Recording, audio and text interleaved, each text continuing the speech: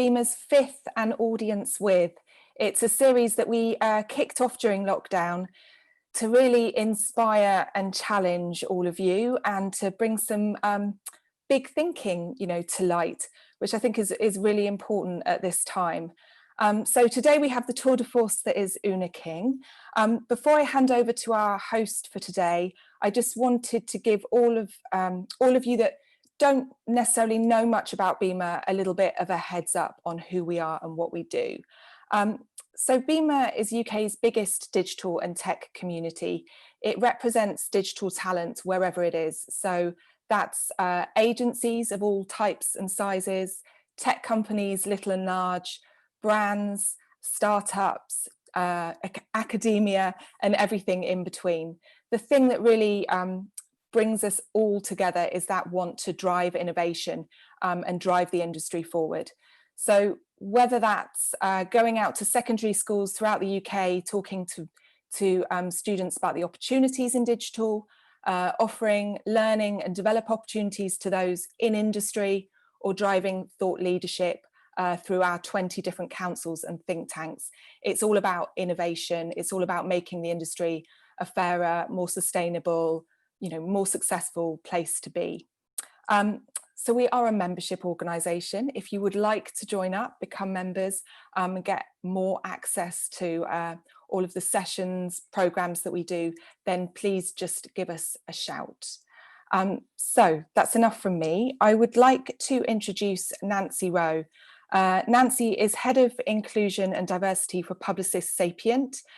She is also a great friend of BIMA and the chair of BIMA's Inclusion and Diversity Council, that if you haven't seen some of the stuff that they're doing, please do visit our website and take a look, because they're an incredible, motivated bunch of individuals. So over to you, Nancy. Many thanks, Holly. Hi, everyone. Welcome to An Audience with Oona King. It is my pleasure to be able to have this conversation with you this afternoon, Oona.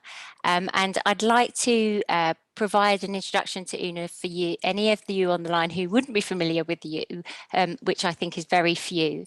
So first of all, the proper intro is Oona King is VP of Diversity, Equity and Inclusion at Snap, Inc. Previously, she was Google's Director of Diversity Strategy and YouTube's Director of Diverse Marketing, and before that, Chief Diversity Officer for the British broadcaster Channel 4. Oona is a member of the House of Lords, a lifetime appointment as Baroness King in January 2011, and former Senior Policy Advisor and speechwriter for the Prime Minister at 10 Downing Street. As Shadows Minister for Equalities, in 2016, Oona introduced the amendment to Parliament that requires all companies in the UK with over 250 employees to publish the gender pay gap. Oona's law has had far-reaching consequences in the UK, Silicon Valley and beyond.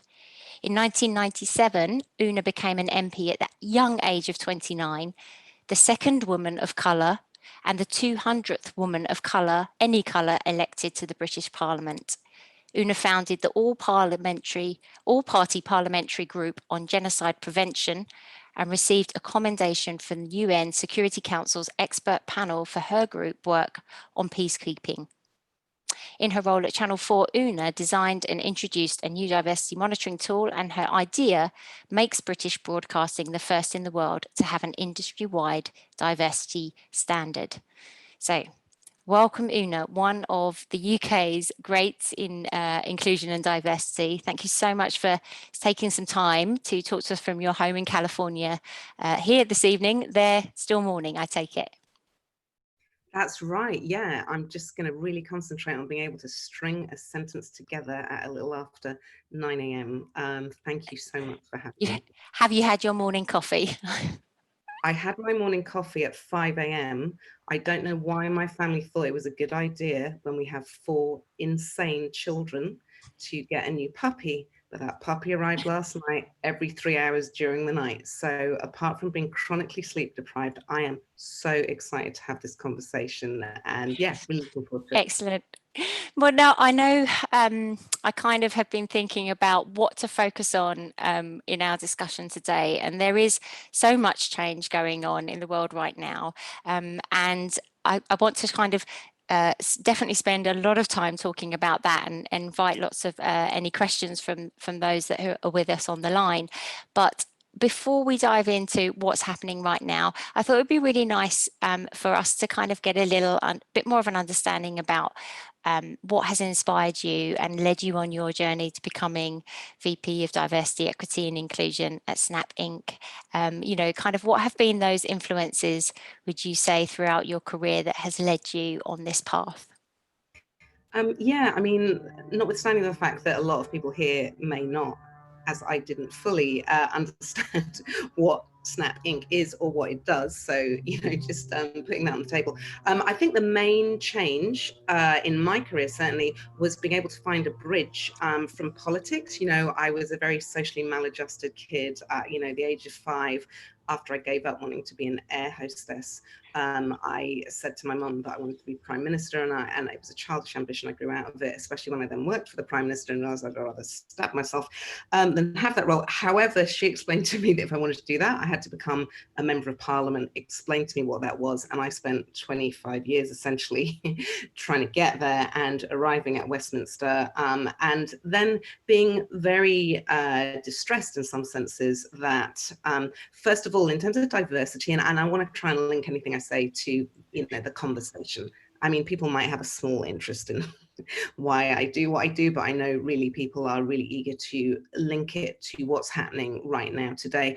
In terms of diversity and inclusion, I remember arriving in the House of Commons, and the day before our election, this was 1997, just to save you doing the math, in case your maths, oh my God, I've started to speak like an American, that is devastating. I was 29 then, I'm 52 now, so it feels like, you know, a long time. But the day before that election, you know, there were 10% of MPs in Parliament were women. The day after that, kind of very historic New Labour landslide in 1997, those 101 new Labour MPs went into Parliament, and we brought the total up to approximately 20%. And what was really like devastating was about 3 years later, everyone was like, well, you haven't changed the culture at all. Yeah, I mean, what the hell have you been doing? I mean, you're rubbish. And it's like, wait a minute, we're still 20% of MPs. 80% are men, white men. And I mean, there were like 1 or 2 that weren't. And, you know, the idea that minority groups are going to be able to overturn systems of systemic bias are frankly ludicrous. And that's why it's very linked to what I see today. You know, you have to get to a moment in time when majority groups understand it isn't only their responsibility to have awareness into these issues, the real lived experience of underrepresented groups, but it is actually their responsibility to change these power structures.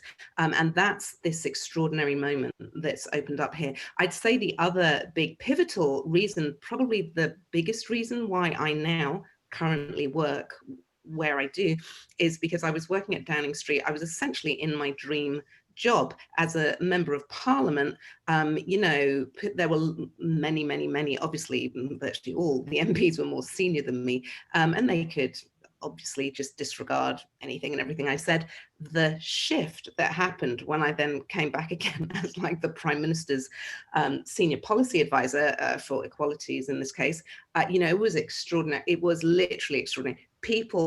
Politicians who wouldn't give me the time of day previously, I would arrive and say, well, the Prime Minister's view is, and like the whole room would go silent and everyone was like, what do you want? What's he going to say? How are we going to get this, that, and, you know? And so I was in my dream job, and I remember I was preparing for the G8, and I got this, this recruiter called up, the headhunter called up and said, oh, Channel 4 would like to interview you for their role of Chief Diversity Officer. And I was like, oh, that's lovely. Tell them thanks, but no thanks. And she rang back again. She literally rang back about 10 times. And I said to her, look, I'm not going to leave Downing Street. Stop harassing me. And you know what she said to me? She said, Oona, I'm a Black woman. You're a Black woman. You will just come in and have the conversation because you will do me this courtesy. And I was like, oh, she's played the race card. Very clever. All right, ma'am. Yes, I'll come. And I walked through the doors at Channel 4. And something just happened to me. I walked in. I mean, it was so the opposite of everything about Parliament and Downing Street. I was just dumbstruck by it. I was just like, oh my God. Now, I admit that when I got there and my friends, the three co-workers, colleagues, these Americanisms, I'm so sorry, my three colleagues, not co-workers, that were in the Downing Street office, I remember like ringing them the day that I started Channel 4 and going, so did Obama come? Did Obama come? And he said, and they said, yeah, he came and he stood by your desk. I was like, and what did you ask him? And they were like, oh, we couldn't think of anything. And then they said, and what about you? And I was like, oh yeah, I had a commissioning review meeting about Hollyoaks. And I remember just going, what have I done? Like, literally, what have I done? What was I thinking? This is insane. Look, the reason I had wanted to go is because actually I think this intersection of culture and media is the most profound intersection where you can effect the most profound change, which is why your audience is so important here today. But nonetheless, I did have, like, it was difficult at the beginning for me to adjust. I then got the opportunity to go back into the House of Lords, which was amazing. I then got the opportunity to go from Channel 4 essentially to YouTube, which one way or another I saw as the future of broadcasting. You know, it's that kind of revolution in the broadcasting world. And from there to, well, it's within Google, obviously, but then to my role as Google's diversity strategy director, and from there to Snapchat. So that's how it happened. But my point is, if you don't have diverse people and people of color that are recruiting for you, people in those networks from those underrepresented groups, they don't engage as much as they would if your outreach process was more diverse. So I just mentioned that that really is why I am here today, because a Black woman insisted that I come and let me display my clear bias and racism. Had she been a white woman, I just said, thank you, no thanks. And that's what I had said 10 times in a row. So that's why I'm here today. That's amazing. And as you mentioned already, it must have been, you know, it's such a huge transition from being a parliamentarian to sort of working in broadcasting, and then to go from UK broadcasting to US technology giants. I know I was interested when you spoke about when you moved from kind of Google to Snap, that must have felt like quite a different landscape. I mean, it's in organizational size as well as that. Do you feel that certainly now Snap is where you want to be? Oh my goodness. Yeah, it's extraordinary. I mean, the organizational difference. So, you know, I wrote last year's Google Diversity Annual Report. I had various things I was trying to achieve in it. And the fact that Google is a company of over 100,000 people, just logistically and kind of psychologically made it so hard. I have to say, I know people will have a lot of different views on Google, some wonderful, some terrible. I love Google. I mean, on balance, overall, every large organization has very serious issues, not least big tech. But honestly, I think Google is an extraordinary company, and I spent 3 years working inside it. The thing is that I wasn't able as their director of diversity strategy to just do what I wanted to do. I had to sit in lawyers for like 10 hours every day to get one sentence approved. I remember one conversation in particular. I had written something totally innocuous for the annual report, you know, something like, and we should reflect society. Everybody like, you can't say that. Say we want to reflect our users. I was like, oh, do we now? But I've just spent a year in YouTube, and in YouTube, our user base is 76% male. It was then. Is that our North Star? That we are 76% male, like, you know, and just these conversations, and they were like, no, but it opens us up to legal risk and da da da da. And I was like, you know what? I just can't spend my whole life in a legal battle. I just can't. And Snap, there were two things. I mean, the main thing that brought me to Snap is Snap's CEO, who, you know, some of you will have some awareness of him. I didn't before I went. I just got a phone call. I'd been at a conference in San Francisco talking about DEI, and Snap's head of DEI, diversity, equity, and inclusion, at the time was there. And she got up and gave this really non-corporate speech like really took me aback. I was like, God, I've never heard anyone talk about, from within a tech company. The culture, I just want to raise this one thing. The culture was so different. It was really, really, really hard, to the point what this transition. I mean, I was in the House of Lords. If you get something done in the House of Lords within kind of a 5-year time frame, everyone's like, oh, wonderful, marvelous. Silicon Valley, if you haven't solved it by lunchtime, they're like, what's wrong with you? And they brought me in, relatively speaking. I mean, a director for someone new coming into the industry is a senior position. And they literally, in the job description, they say, we expect the impossible. And when you come in and you don't understand how the company works, and you haven't your whole life really been enmeshed in the heart of corporate culture, and politics is so different. I mean, it's just a world apart. It was really hard, and I failed for quite a long time. I failed, and I thought, I can't do this. And I thought, I'm going under. And, America is a really difficult place to be. I mean, I've got 4 young kids. 2 of them have disabilities of one physical and one sort of neurodiversity sort of thing, which I always thought, oh yeah, what does that mean? Until now I have it. I'm like, oh my God. Dealing with a 14-year-old with severe ADHD it's a thing, believe me. Anyway, all of the support they get is in my health insurance that's linked to my job. So just the stress of not being able to make that transition, like you say, oh, you made that transition, and people were like, oh, well done. And now I'm like, yeah, fucking well done, I tell you, because it nearly killed me. But I did. And what it meant is that when I went to Snap, as I said, due to the CEO, the D&I person said, oh, my CEO is really interested in these issues. And I was like, yeah, all tech CEOs say they're interested in it. And she was like, just come and have a conversation with him. And I went to have this conversation, and I must admit, if anyone looks up his profile on Wiki, like I looked at his profile and I was just like, I am going to have nothing in common with this 28-year-old white dude, as they would say here. I'm like nothing. But hey, it's rude to say no. And he says he's interested in these things, so I'll go and have a conversation.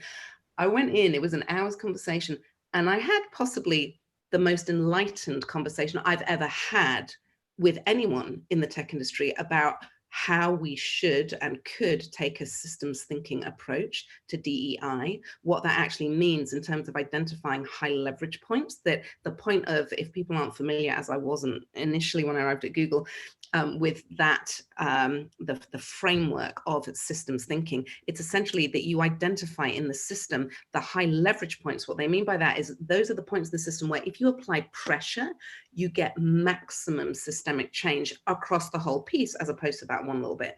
So, this problem of DEI is so intractable, so complex, so long running, that unless you bring a systems thinking approach, you can only have incremental change. And that has been demonstrated in the tech industry's diversity reports that they've been publishing since 2014. So it was that conversation. I still thought I wasn't going to go. I mean, it wasn't about moving there. He was just like, I want to hear your ideas. And then 6 months later, it's a coincidence. Literally, they caught me on a day when I had yet again been locked for 12 hours in a room with lawyers. And I was just like, I just can't take this anymore. Nothing against lawyers. People don't like politicians, they don't, whatever. But I got this call saying, will you come and at least interview for the role? And I was never going to do it, but I just thought, okay, it will give me more leverage at Google. I'm being very honest, I probably shouldn't be, but and I still thought I'm never going to do it. And then when I met the executive team at Snap, they were extraordinary. And they compliment Evan, the CEO, who is extraordinary in terms of wanting to tackle this issue a different way. And when you link that to what has always appealed to me about, I went to Channel 4, I went to YouTube, and you compare their demographic audience with Snap, it's all about Gen Z or millennials. And Snap is the one that has the greatest engagement directly with that demographic. And it comes back to that nexus between popular entertainment culture and the next generation. So that combined with the leadership, what they were, they clearly weren't bullshitting me when they said they really wanted to make a change. So that's why I'm here. Yeah, wonderful. No, that's a really, really great summary. And so that takes us into the era when COVID arrives in the Western world, and that's kind of, you know, I am often thinking in my role as head of inclusion and diversity, there was how we used to be doing diversity before COVID began, and then how things have changed since. And so we firstly had the kind of the pandemic where everyone is being sent into their homes to work, and one of my first responses was, how am I going to do D&I now, where I can't gather people together and have the conversation, and I have to do this all via video call, etc. So there was this first crisis, which is then now I kind of see it has been now followed by, in the last 2 to 3 weeks, by another crisis that, you know, escalating in North America, George Floyd, and everything thereafter. So kind of really interested to hear about how things have panned out during that time frame for you also, and what's been Snap's response.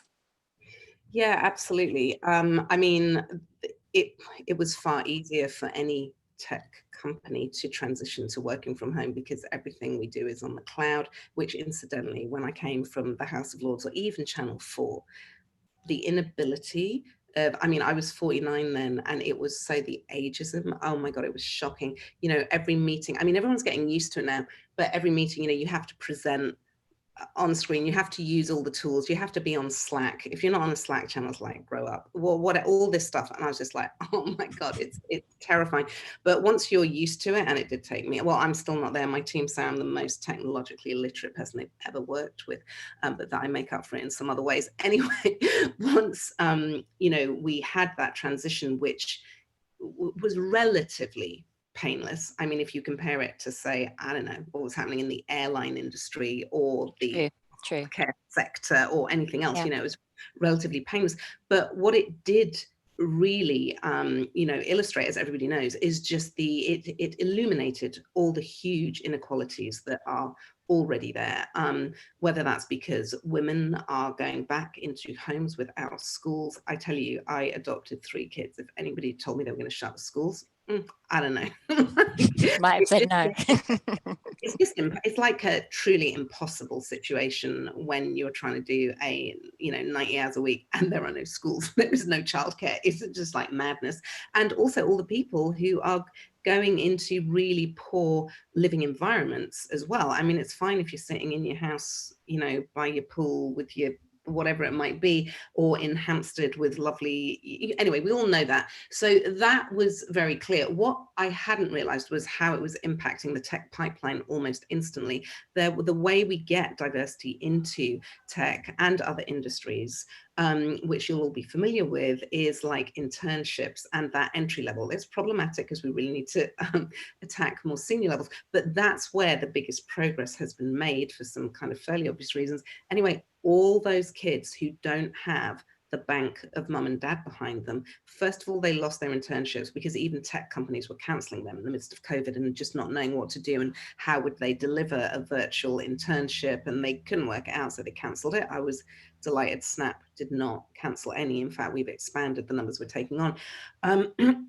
But secondly, these kids, a lot of them going, you know, these are the ones that have to work 2 jobs to get them through a computer science degree, to get them into the tech pipeline, and they instantly lost their jobs in coffee shops, in, you know, all the restaurants, all the places where students work to support themselves. So it didn't impact any of the middle class kids that we've seen in the last 3 months. It is those kids from less well-off, you know, situations. Their life could be changed forever. They haven't got that first step into an industry, a company. I would say if anyone can open up their, you know, companies to that kind of entry-level opportunity, now is the time to do it. Work with organizations like White Hat. I mean, there are many that look at how you can get that incredible talent that hasn't had any of the advantages and therefore must be even more talented to get to what they, you know, to get to where they have with that sort of resilience. But anyway, so Snap had a lot of, I mean, Snap has amazing benefits for its employees, you know, so there was all that. And then there was thinking about how can we use the platform to make, for example, young people take this seriously. There were a lot of young people that were like, what is this? This kills old people, nothing to do with us. But they were apparently, we don't know yet, you know, the full history hasn't been written yet, but apparently doing a lot to spread the problem, and Snap felt it should take a leadership role in impacting their views, and so was putting into the feed, you know, I mean, that's the point about Snap. It doesn't say it is a neutral platform. And this is the last thing I'll say, I'll shut up so you can ask some other questions. But so, you know, the CEO, Evan, said, he announced last week, and so we will no longer promote Donald Trump's material on our platform. We will no longer promote it. So, you know, there's been a whole lot, but that's some elements. Yeah, some of the pandemic stuff. And so bringing us kind of into kind of the crisis within the crisis, I think of it in my mind, around the kind of brutal killing of George Floyd, and how organisations have responded globally and are continuing to do so. It's kind of in the UK news feed daily. I'm sure it is in US as well, and kind of some organisations are being sort of criticised for the responses they're taking. Now, I've read your communication on LinkedIn, which I would recommend everyone take a chance to read after this webinar. But it'd be really great if you could kind of, summarize how has been the response at Snap around that. And I know that you've been particularly impressed by your CEO, and kind of generally what you thought of him those months ago when you decided to join have actually proved to turn out quite well. Yeah, I mean, to be really honest, I couldn't believe it. Like, I'm not even joking. I could not believe it. On my LinkedIn post, I link to his statement, and you'll see there have been many CEOs that put out statements, as they should. I genuinely, I mean, you can tell me if you think this is incorrect, but he is widely perceived to be the CEO in America who's put out the most broad-ranging response, which points to the systemic nature of it. He's called for reparations for slavery. He's called for a progressive tax system that will tax corporations more and wealthy individuals more. And he's called essentially for those in power to make this their responsibility, and that they must take action on it, and to take the burden from marginalized groups. You know, and it was that same thing I saw in Parliament. It's like, oh, it's all the women's fault. They failed to change the culture, when the culture is still overwhelmingly dictated by those in power. So yeah, I have been pleased by that. It doesn't mean we won't screw it up in some ways as we go forward. What I say in that piece, and I apologize, it is quite long, it does give my view on like history. It's funny because I did, you know, Black History Month in America is in February. So in February, I spoke to the company and I was saying these things like, hey, I mean, I say them every year, like, Black history is American history, or in the UK, you know, Black history is British history, the history of slavery and our involvement and all the rest of it. And if you think that history has nothing to do with today, then it is in the nicest possible way, because you are completely ignorant on this subject. You really need to learn about it, because I truly believe you are not a bad person. On the whole, the most important thing I think for people to understand is that racism, and Robin DiAngelo, who is a famous American academic, and I don't know if she's an anthropologist or a behavioral scientist or whatever she is, but she basically wrote the book White Fragility. And she explains, you know, racism is not an event.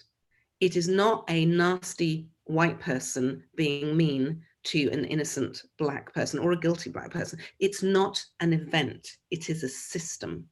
And we are all brought into it. The problem is, in her words, as a white woman, after having worked in this space for like nearly 30 years, she says the problem she's observed when she delivered for many years DEI, you know, diversity and inclusion, diversity, equity, inclusion training. She said white people basically have racial illiteracy. They are trained not to speak on this matter, and to move away from it almost as a mark of respect to Black people, they think, because they don't want to say the wrong thing. But by the same token, they say, and hey, I'm not racist. And the point is, it's not about you. It's about the system, and racism is a system. And I have there's a brilliant, to my mind, the best description. If you want to understand whatever your background is, if you want to understand, in my view, what the systemic nature of racism, I put this quote yesterday on my LinkedIn, it's like 2 paragraphs or something, and it just explains in a nutshell the key point about racism that a lot, not all, but a lot of white people don't understand, is that racism is a system. And it doesn't matter if you're a white person who wants to be nice to Black people. It doesn't matter at all, and it will not reduce the inequalities faced by Black people. And that is shown up in terms of the institutional vicious racial violence and many other things. Anyway, so just the key point, I just want to make one key point, is that you can have an intellectual understanding of this. It means nothing until you actually get an emotional understanding of it. And so it's hard to say how you do that, because you have to lean on people who are emotionally exhausted, explaining what it is actually like to live with this. But we had our Black employee group do a town hall. It was meant to be 1 hour. It went on for 2 hours. And the person who runs engineering, our SVP of engineering, he said at 12 midday when it started, I was one person. By 2 p.m., I was another person. I had always intellectually understood racism. I had not understood what it means for parents, for mothers, sons. I had not understood what that lived experience is. Our chief business officer, she said, that was the most important 2 hours of my life, because I now see the world differently. And that's the thing. You can't just think that you're going to give people a strategy and it's going to result in anything, because unless they make it their mission, because they are intrinsically motivated, not because someone else is like, oh, you're a bad person if you don't care about this, but because they have understood, A, how terrible it actually really is, but B, that they have a responsibility. It is their responsibility. It's not the people that are having this terrible experience. It's their responsibility. And that extraordinary shift has happened at Snap, within Snap. So I thought they were doing quite well before, but really it wasn't good enough. No one's response has been good enough. And so it's linking that experiential and emotional understanding to the intellectual understanding. Yeah, you and I have called this, it's the work behind the work that is kind of probably key. I think I have a hypothesis that doing that work, that kind of deep emotional work, is hopefully what kind of inspires the long-term commitment, because the systemic change required is a long-term commitment, and it's not just about sort of, I'm going to really show empathy this week, this month, in this town hall at this time, because really it's for the long term. You can't sustain that empathy like at the same, like you get exhausted. We get exhausted with everything, whether it's watching children starve on TV, or the fact that climate change is going to destroy us all. No matter how much you care about it, after a point you just can't sustain that level of empathy that leads to action, right? And so you have to take this moment where there is that will and that empathy combined, and you have to use it right here, right now, to put the systems in place. Amazing. Now I'm going to point us to the Q&A. I don't know if you can see any of the Q&A and whether you're able to click them on the screen as well, because I know we've got just over 5 minutes remaining, and there could be some angry people if some of the questions aren't responded to. So I think we had 10 minutes, but okay, great. Okay, Polly will probably give us a 2-minute warning or something. So we have had, kind of, touching on that topic of organizational commitments to supporting the movement, but, having very low diversity or Black employees throughout an organization. I guess this is really just like, it's a starting point for many organizations. They're all on a journey, and some more advanced than others. I mean, there is a similar question a little bit further down, which is really kind of how to make a start, really. I mean, and that's a kind of, I don't know whether we can. That's the most important question. 10 minutes, yeah. Oh, can I just say, I can't see the other questions. I told you I was technologically challenged, so I can't see the other questions here. But how to start, that's I think is the single most important thing. And if you have nothing, like absolutely nothing, like you don't have a CEO who gives a damn, I mean, you may, which is great, or they may care intellectually but haven't understood it needs to be a priority. You know, the first thing you do is you start in your sphere of influence and you take the opportunity to actually educate yourself. There are a ton of allyship resources. I linked them on my LinkedIn post. You can just start there with educating a group yourself and a group within your workplace, because if you don't have some idea of the scale of the challenge, it's very hard to understand why such a systemic response is necessary, because otherwise you're just going to do things in fits and starts, which are not over time going to result in anything. I mean, just to quickly outline what a diversity, equity and inclusion strategy should do, what the main elements of it are. I mean, I've written many in my time, and they would always do essentially three things, right? They're going to say, hey, we need a more diverse workforce. How are we going to actually change our recruiting processes to get that? B, we need to have a more inclusive culture, because once you get underrepresented groups in, how are you going to keep them there?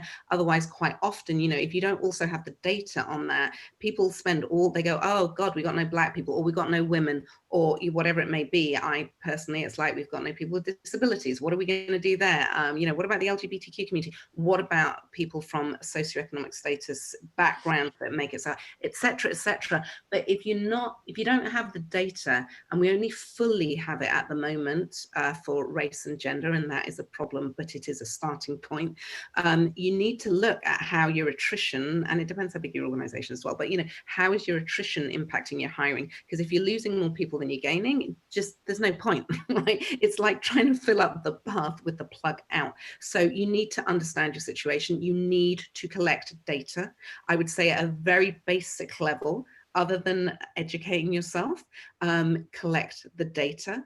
There are a lot, you can Google DEI data collection and you will get some examples of how you can start and what you can collect.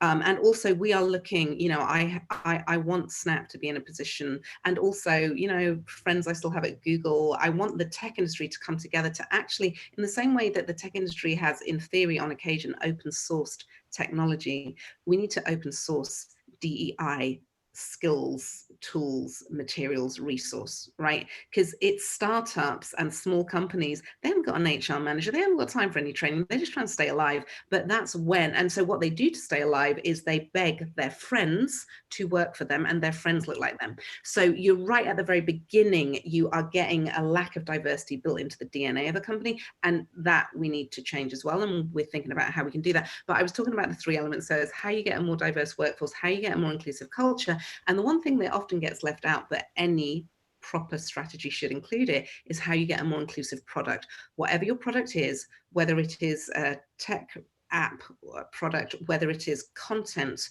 that you're creating, how are you getting more inclusive voices into that content? What are you doing?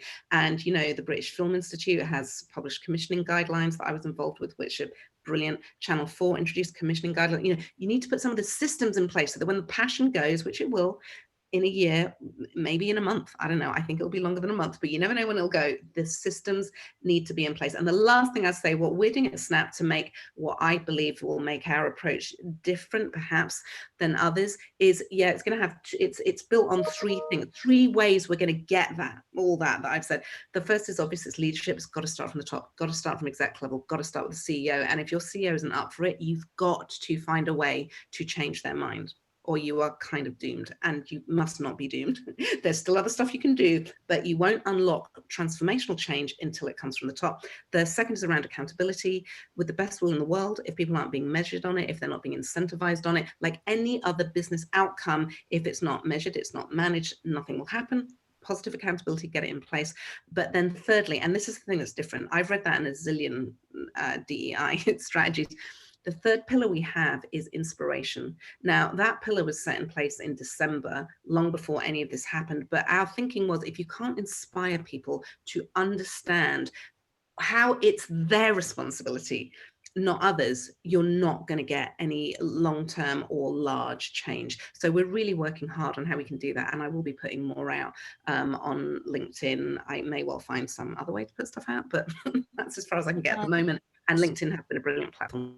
No, it's excellent summary, and I think it is reflective of this real change from sort of diversity, equity and inclusion being seen as a division within an organization, that's that team over there, they'll fix the DEI to it's everyone's responsibility. It touches every part of our business. It touches every decision around the people we bring in, how we nurture that talent, how we retain that talent.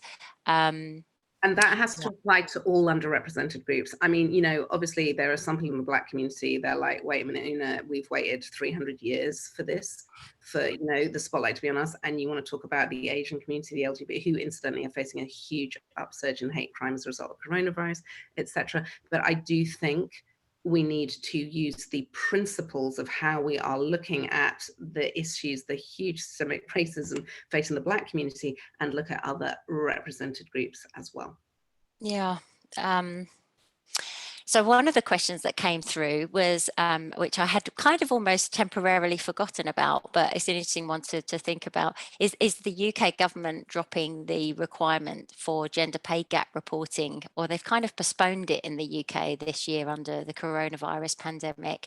You know, how, you know, it says they could decide to drop it permanently, but what could we do to make sure it stays? And I suppose that applies to any system.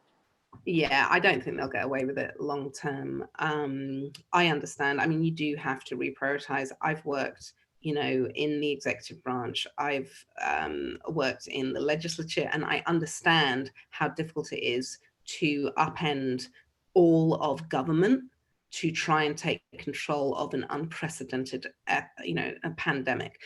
We just have to recognize that the other pandemic revealed by this racial violence, racial injustice, and, you know, essentially civil unrest in America, there is another pandemic around inequality in general and racism in particular. And you've got to be able, you know, politicians are going to just have to be able to walk and chew gum at the same time. So, you know, they will have been looking for an excuse to do it. It took me an age to get the coalition together in Parliament, which was progressive conservatives, you know, Lib Dems, and of course my Labour colleagues.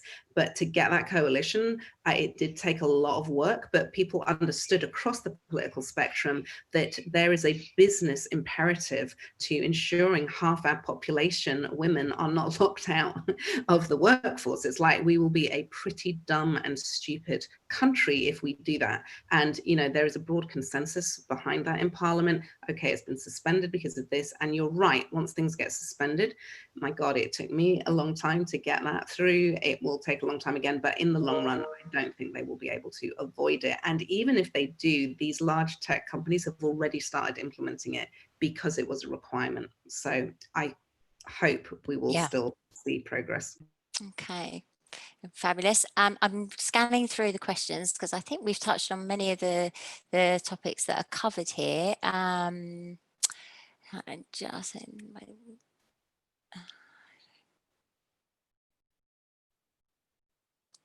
Oh, I can't hear you at the moment. Sorry, I think are you muted? Sorry. Oh, yeah, I was going to say, sorry, I've just seen the Q&A button. I normally use, thank you, teenager.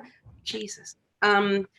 Anyway, so I can. One of the questions is this recorded? Yes, it is, because they missed the beginning, but yes, it will be, and it will be released after the event, because I'm definitely going to watch back again as well.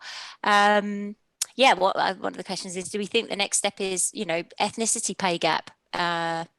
Certainly was on the agenda, I think, in the UK. I'm not sure exactly when it will become legislation, but. Yeah, I mean, I was at Downing Street when we were looking at essentially integrating the different equality commissions, you know, for women, in terms of race, in terms of disability, LGBTQ, etc., into one. And there's, you know, push-pull tension with that. But at the end of the day, there are gaps that the data demonstrates clearly in workforce outcomes that are driven by identity and background. Any civilized society is going to say that is not acceptable. We need to be able to act on that. We need to be able to have the insight and the levers within companies to identify those pay gaps and act on them. Yes, that's a huge issue. You know, I represented Bethnal Green and Bow, an area where there were so many talented young Bangladeshi students, for example, and the research from Cambridge University that was just devastating, that they would send out the same CVs with the exact same thing, one with a British sounding name, one with a Bangladeshi sounding or Muslim sounding name, and those young British Asians had 5 times less chance of even just getting to interview. And then what amazing work has shown by many is that when these young people overcome all the odds that the world can throw at them, they go into great or, you know, reputable companies, and they then face a significant pay gap. It is devastating. It is unacceptable. We have to do something. And the one on class, I do recommend everyone to read Sam Friedman's book, The Class Ceiling, because we've got glass ceiling, we've got the race ceiling, we've also got the class ceiling. And I think we need to, my point at the beginning was, I think we need to look at it holistically. It's not just one underrepresented group. And more than that, everything is intersectional. I mean, that's an American phrase, but it is absolutely critical in pointing out that this disadvantage can overlap as well and have even more devastating results. So yeah, it has to be on the table and dealt with. Fabulous. I know we haven't got to answer all of the questions, but I must say that they've been really useful. It's been fantastic to get the answers we have, been really useful as well, because it really helps the Inclusion Diversity Council at BEMA know what kind of topics are there is a thirst for information on as well. So we can definitely kind of cover off those questions in future sessions, Holly, as well. Are we coming to close? I'd love to see them if you don't mind, just so that I can see them. Sorry, I'm not saying in the current 21-hour-a-day work scenario that I will be able to write, so, but I would love to see what your members, the questions that people are asking. Absolutely. Thank you both. I know we have to let Oona go. I know you've got a whole day's worth, probably 3 days worth of meetings over the next few hours. So yes, we will absolutely share those questions with you. We will be sending a follow-up email to everyone. Yes, you can absolutely watch this again, share it. I know I certainly will do as well, Nancy. And yeah, please do continue the conversation. Please share your thoughts at BEMA, but also with our Inclusion Diversity Council. I think we've got quite a lot to do. Yeah, just to finish off, just to say we have many more events coming up. A key one I wanted to highlight was what's next in public health. So we have a group of experts next week talking about the role of technology over the last few months and the role technology will play in the coming years with our public health system and communications around public health. And we have our next an audience with just finalised today, which I'm very pleased to say is with author and journalist Paul Mason. So no doubt we'll get into some meaty topics then as well. But yeah, a huge thank you, Oona. That was fantastic. And thanks to you, Nancy, as well. Yeah, everyone have a great evening and have a good rest of the day, Oona. Thank you. Thanks for having me. Thank you. Bye. Take care.